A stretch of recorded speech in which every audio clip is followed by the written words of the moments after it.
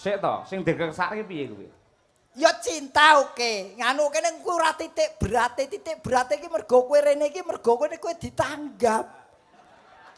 Ditanggapi hubungannya karo apa? Hubungane yen kowe ditanggap tegese kowe ning kene lak ya wayangan. Betul. Kuwi padha karo kowe ya mengeti hari wayang dunia. Oh iya. Ngono. Dadi hari wayang dunia kuwi yen sing apik ora mung neng kampus wae, Iya. ora mung ning Solo wae, ning seluruh dunia khususnya Nusantara Betul. memperingati hari wayang ki pas. Nah, lah saiki padha-padha iki sing diperingati hari wayang sadurunge ning Rejo Agung ki ya. Heeh.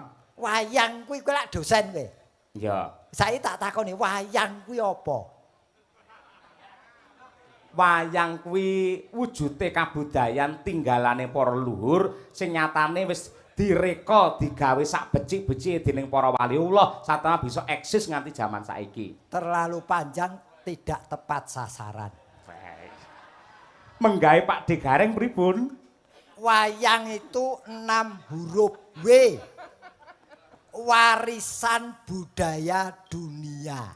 Oh iya, mergo sinten penghargaan saka UNESCO. Ya. Ada banyak unsur seni di dalamnya, ya ra? Seni rupa, tari, sastra, teater. Itulah wayang. Heeh. Yang iki Y toh. Yang peruntukannya untuk siar apapun. Adapun dulunya lebih dipopulerkan oleh para wali. Betul. N. Nama dan jenisnya macem-macem. Ono wayang kulit, wayang wong, wayang golek, wayang klitik. Terakhir G. Gamelan sebagai pengiringnya. Elak tenan lagi. Jane asline dosen iki aku. Lah ya ngono ki janjane lek otak-atik gathuk kosek saiki urung rampung perkarane. Iki lak dalam rangka ya kuwi tasakuran tutup giling tahun 2024 sing ditindakake dening PG Rejo Agung Baru Madiun sisan gawe ulang tahun PT PG Raja Wali 1 yang ke-70. Mungguhe Mas Gareng, PG Rejo Agung Baru ki kepiye? Yen PG ki wis singkatan tegese pabrik gula. Rejo iki nyeritake kahanan bengi iki. Rejo Agung iki nyeritake kahanan bengi iki. Rame. Ha. Reki regeng gayeng anggone tasakuran.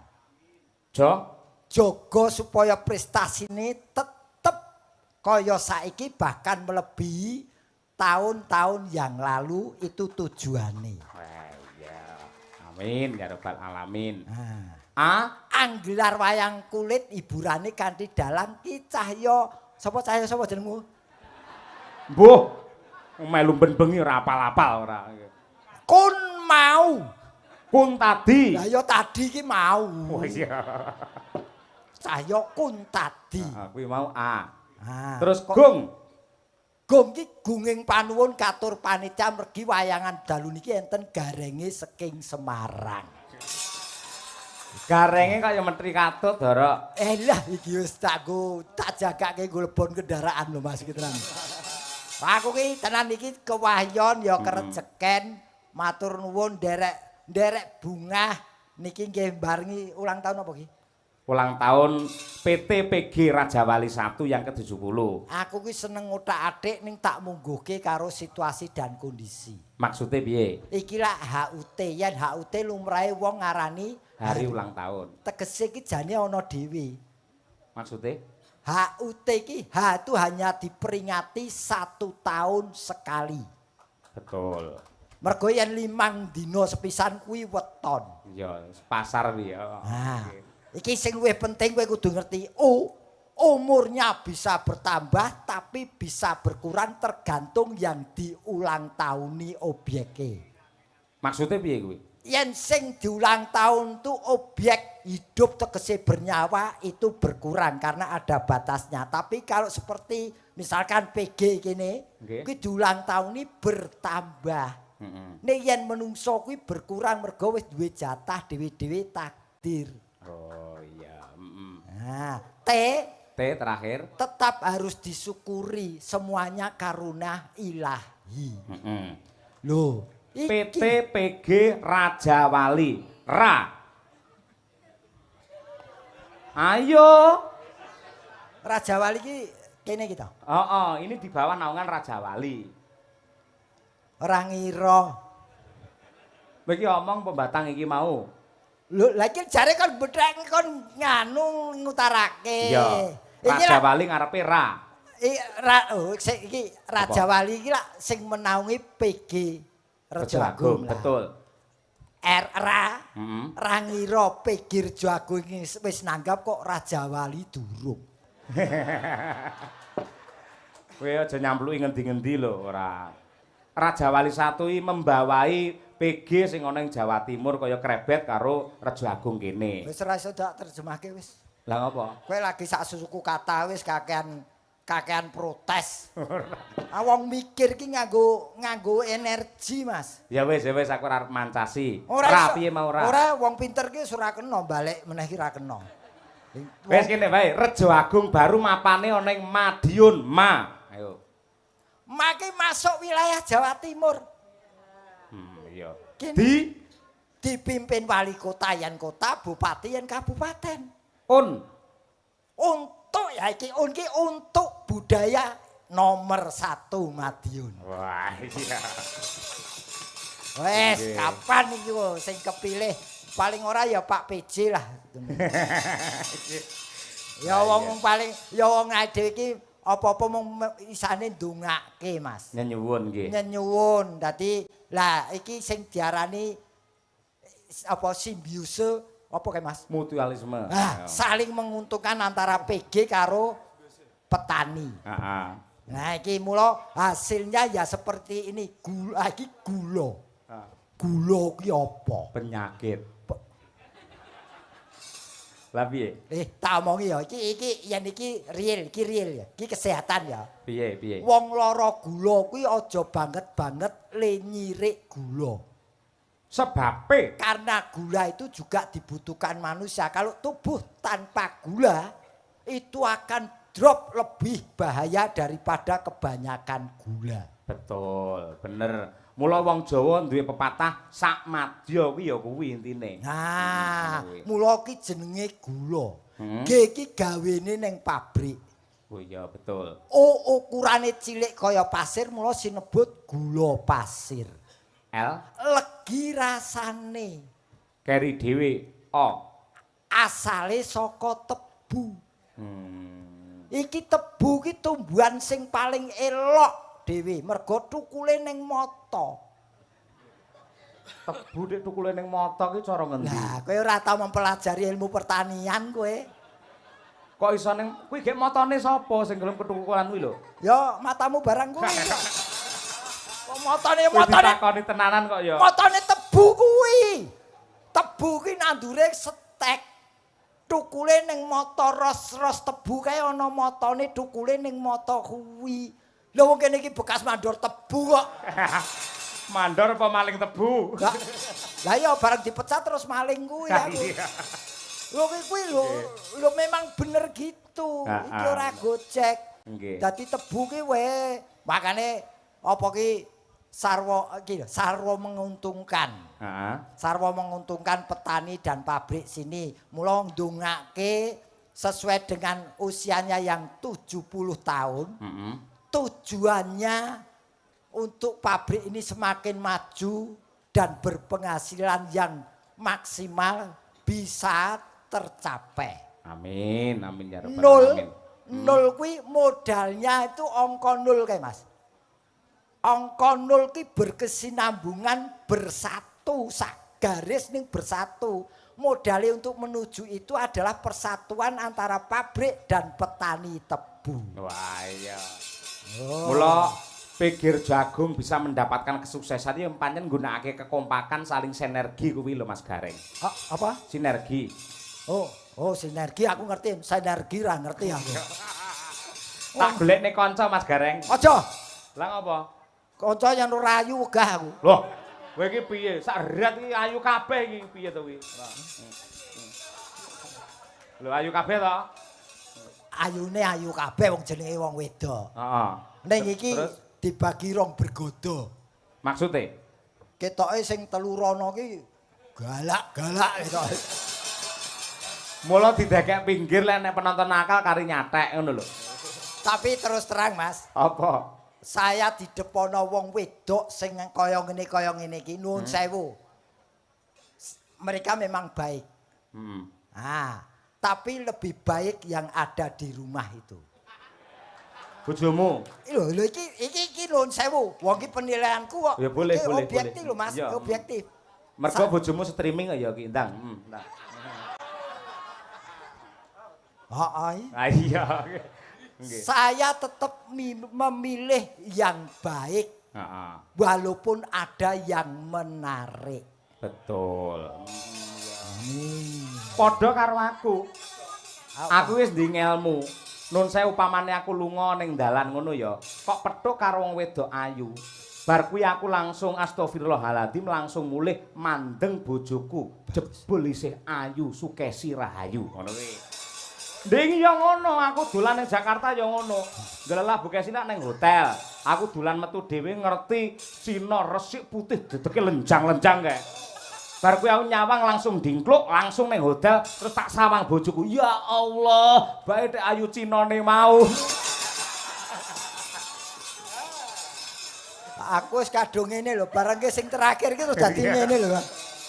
Ngene tak omong ya. Apa? Kita rumah tangga itu modalnya cinta. Betul. Mencintai itu kata kerja. Dicintai itu kata sifat. Tapi cinta bukan kata benda, tapi cinta kata hati. Wah, iya benar. Maknane mencintai, gitu Mas Gareng. Apa? Mencintai tidak hanya kita tidak menyakiti orang yang kita cintai, namun bagaimana keikhlasan kita menerima rasa sakit yang diberikan oleh orang yang kita cintai. Itu maknane mencintai. Ya. Apalagi kanggone wong lanang ini. Apa? Kita tidak pernah memberikan sakit, diberikan rasa sakit. Betul. Tapi besok kita akan memberikan rasa sakit kepada sang istri. Kuwi maknane piye? Lah yen manak ki ora lara kuwi. Oh iya. Monggo ya. Sing aku sida dipilih kene. Cublak suweng Mbak Birgita Ayu saka ing Kediri. Yo, coba kaya apa? Berpacu dalam melodi. Yuk. Hei.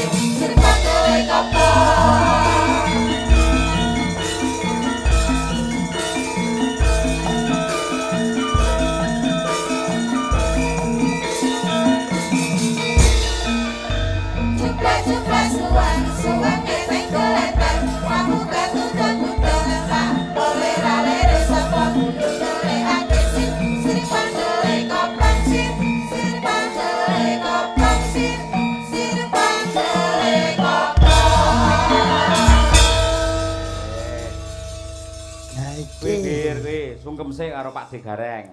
Nggih, wilujeng dalu Pak D. Ya, wilujeng dalu. Ya sampean kan wis kaya Pak D dadi ya aku wajar nek nyeluke Pak D ya to. Ya wis kono.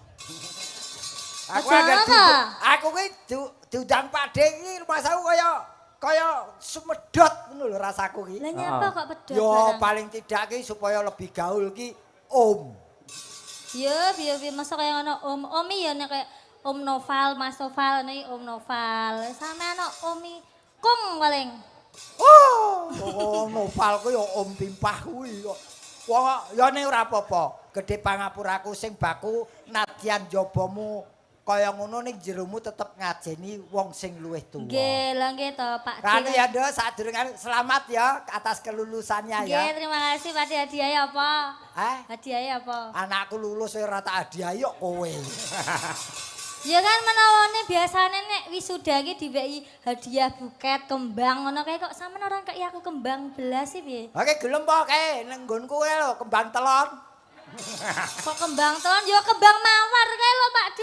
Telon telon ki ana maware, mlathi ana mawar kantil. Ya moh, iki kaya dadi kayak Lho sak menyane ana kae lho. Wong kok ning niki luar biasa ya. Ya seneng ya Nduk ya ditimbali rene ya. Nggih, Pak De, ngaturaken wilujeng dalu Bapak Ibu. Assalamualaikum warahmatullahi wabarakatuh. Waalaikumsalam warahmatullahi wabarakatuh. Tuku payung ning Pasar Baru. Cakep. Keluarga PG Rejo Agung semoga sehat selalu. Amin. Tuku melon karo teri. Kok guyu to, Pak? Kok guyunya apa, Pak? Ora ya lah kowe dadi tembusi gen ra diguyu. Lah ya piye to, Pak? Tuku melon karo teri. Para penonton mugi kathah rejeki. Amin. Tuku payung, tukune tutup.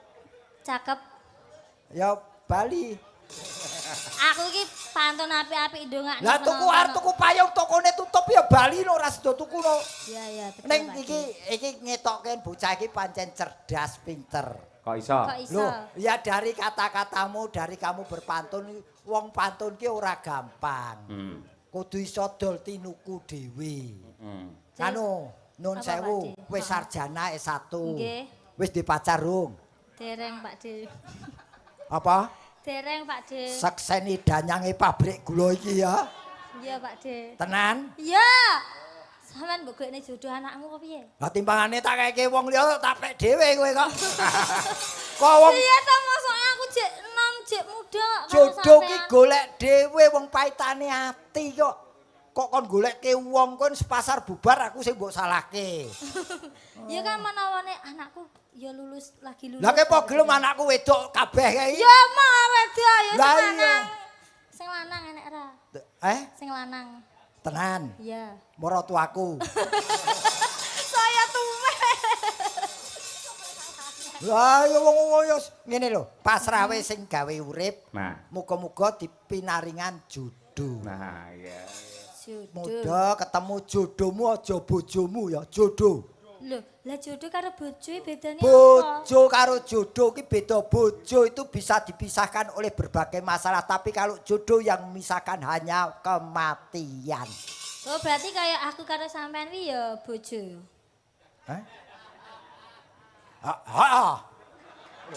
Pokoknya aku anggaris badi, piye carane pisah? Waduh. Lah ya kayak aku karo Pak Yoyok kuwi ya bisa bojo. Bisa. Bojo dalam panggung. Oh, ngono. Iki Iya, panggung, ngene iki bojo harus setel ya sekata sejalan. Heeh, Pak De. Neo, engko anggar wis dadi aja piye dhewe ya, Nduk.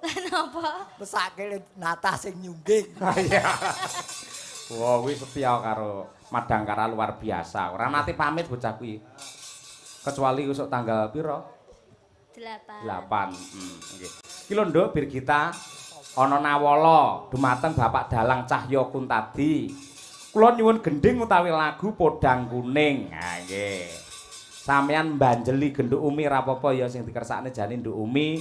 Ning gandeng Umi nembe berhalangan wingi bar kecelakaan. Napa dengkule niku ora kena ditekuk sikan. Ayo. Mbok ya ora usah dienggo. Nggih. Menika saking kula. Nenggih bapake Pak Nopek Novian. Nggih. Ya diaturake Podang Kuning dening Mbak Birgita Ayu. Ya Nduk, dibawani Nduk. Nadyan wujud temong paksi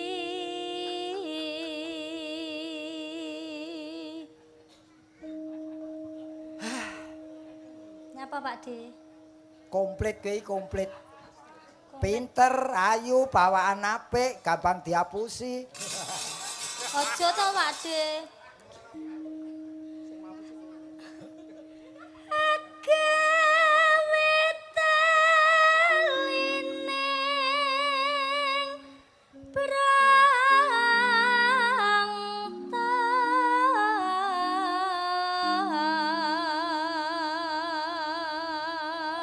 Bir gayane Dalem. karo ngrayu Pak De Gareng ngono lho ben panjenengan gen awet enom ngono lho ya. Ndang. Oh, ngono ya, Pak. Ah, Kang Mas Gareng ngono, Pak. Yo aja. Lah pripun, Pak? Kang Mas Jawil kasut ngono. Jawil Kang. Mama, mumet aku dikasut terus.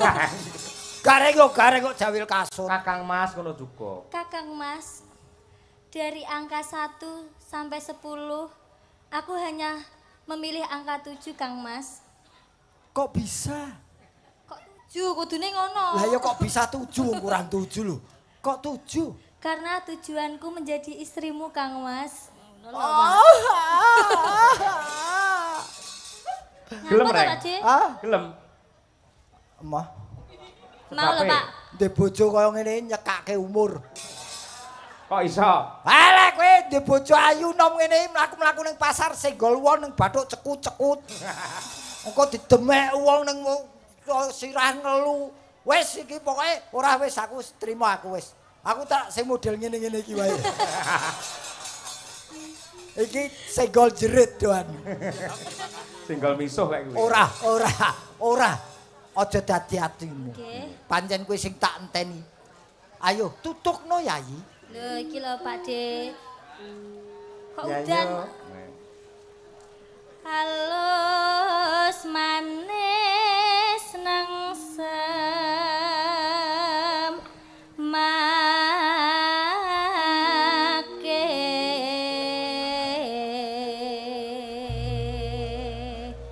Hebat ya Pak D, pikir jagung iki membagi-bagikan makanan ya toh. Dadi nonton wayang karo cemilan. Wis entuk hiburan, ya wis entuk kabeh entuk iki. Dadi nanggap wayang ki ya berkah tinggi semuanya nggih to Pak D. Nggih, amin. Nano. Ya Bir. Wes sawenggen kong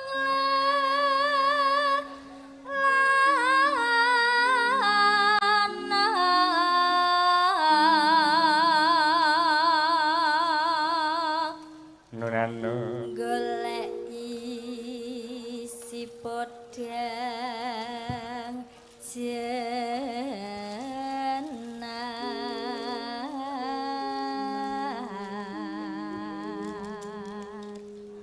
Yayo. Iba bunga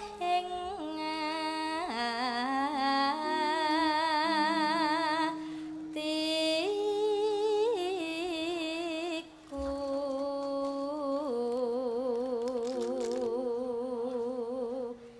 nyanding bisa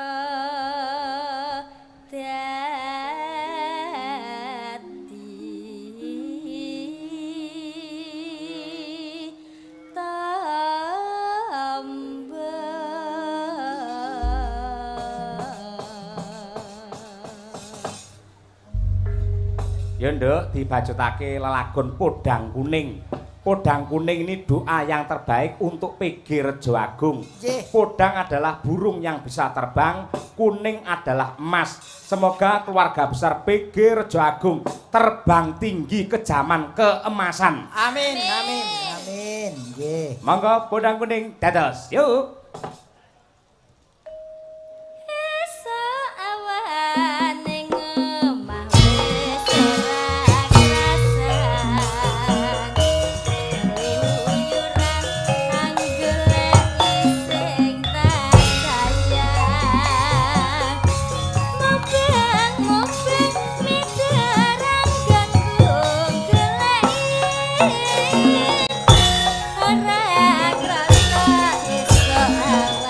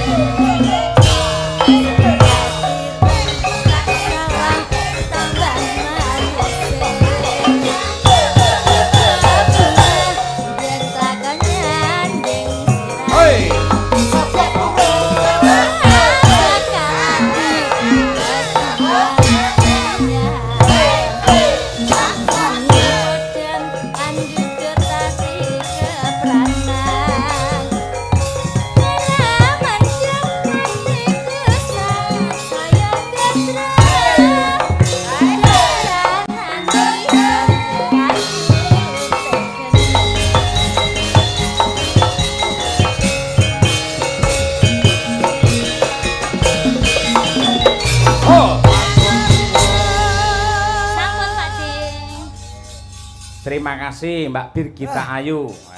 Aku ki sangger nangguri cah nom-noman ngene iki ora wani ngepol-ngepolke. Lah ngapa? Ya bedot mah kalah ke umur. Oh iya. Nadyan tua aku ning yen nggon stamina tetep kalah. Wah, iya. Mula ya sak madya wae wis. Jenengan wis rumangsani wis sepuh ya Pak Gareng? Ya ora. Lah kuwi jare staminane kalah karo sing enom. Lho ya stamina ki ora perkara nom karo tuwa. Kadang wong nom ora tau olahraga staminane ya gampang drop. Oh iya betul nggih. Sik iki bintang tamune kejaba panjenengan sebagai penggembira. Terus Kersane panitia iki golek warna baru sing kira-kira ki urung begitu diketahui oleh kalayak rame. Ning yen ning TikTok iki bocah iki wis virale ora umum. oh iki tukang nawake apa? Sepatu apa daster? Kok anggur takoni serius kok ngono. Lah ya engko ben jumeneng kok takonono dhewe. Ah iya sapa? Genduk Hani Kusuma dari Tulungagung. Iki bocah iki apike yen joget. Wis to jan luar biasa. Oh iya Pak. Pokoke anu lho Mbak Ani, aja ngangge rikuh pekewo, aja sungkan. Kudu kaya ning TikTok kae. Iya. Dadi yen wayang glundung ya glundung ora masalah. Wes, yen perlu gelungan coplok ora masalah. Kok temu malan kuwi engko. Ha iya ya ora nganti ngono ah. Pelok Mas Dar, ayo coba. Gandeng bocah iki saka Tulungagung yo ngaturake jaranan Tulungagung disupport jumenenge. Mur bareng yo kanca-kanca. Nangis sajroning takoni nek iki mau wis ketok latihan ora wutuh. Iki mau wis ketok yen jogete luwes. Sajake wis setel karo pengendange Ranto iki kendangane memang ronta-ranto. Sing cah nom jenenge Ranto. Sinten to namine? Suranto ya. Suranto. Jenengmu sapa le? Kuwi kira-kira wis duwe pacar porong ya, Om? Kuwi kok le. Wis duwe pacar apa urung ditakokke iki? Oh, sampun. Tak bocori. Iki kena jujur aku. Pripun? Blok Suto blak kotang terus terang. Sing ngendang kuwi jenenge Mas Noval Cahyadi. Noval Cahyadi. Isih nom, ra duwe pacar ning bar pegatan, Dek. Iki to Mas leres. Katur wilujeng dalu Bapa Cahya Kuntadi yang tampan sekali kesayangan Ibu Kesi. Wah, iki pomo Bu Kesi ramelu tak gasak tenan kowe. Makane yen nyambut gawe iki aja ngejak bojo. Loh, aku ki nyambut gawe lek bojoku ramelu. Aku ora iso apa-apa. Wong semene mbane sing ngurusi bojoku. Ana yen ana penyanyi ngene kowe ya ora iso apa-apa. Asline ora mergo kuwi, Om. Apa? Mergo nek gak dielek apa ditutke ibune, bahaya. Sebabe Nglencer teko ndi-ngendi. Loh, heeh. Mulane. Oh iya, payen yo kabeh ki nganggo kudu dikendhaleni. Iya, dikendhaleni. Beda kaya aku diculke bojo ora ana, ora masalah. Mergo yo gak enek sing ngarep. Ora nek sing arep dhek golek suket dhewe akhire. Nggih. Ngarep kok ora ono sing. Tapi saya percaya kalau Pak Yaya ini mungkin tidak akan pernah seperti itu nggih, Pak. Amin. Sapa? Pak Yaya. Alim loh. Sapa?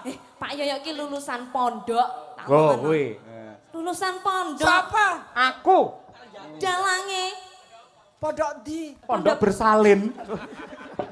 Pokoke ora sik iki aku tenan aku wong lagi yo tau weruh ning jenengmu sapa sen? Kula Hani Kusuma. Hani Kusuma. Lah wis pas to, karo sing tak rasake wis pas. Kok iso piye maksude? Wis. Hani Kusuma. Hani Kusuma hanya niatku sudah marem. Aku iki niat tok wis marem apa meneh yen gelem karo aku modar mesti. Sing modar sapa? Aku. Nek tenan candi to nduk kowe sayang. Dalem Candi. Tulungagung. Tulungagung iki jembar. Tulungagungnya campur darat. Oh, campur darat. Ngerti? Mbuh. Mulane ya dolan rono. Aku ki kerep lho ning Kabupaten Doa ki. Kabupaten Doa. Nggonmu ki lho. Tulungagung. Tulungagung. Tetulung sing paling gedhe iki Doa. Oh nggih. Paling sobone sampean ning Gunung Bolo. Nang ndi? Gunung Bolo. Ya karo dalange. Oh, mosok to? Wong ndek iki nek wong kono iki WA aku. Anu iki katoke sapa ya keri iki nyang kene. Ukurane iki nek gak salah nganu L. Oh, gareng genah kuwi. L gegeden kowe. Sik. Kowe kok apalon Gunung Bolo apa kowe penghuni kono to?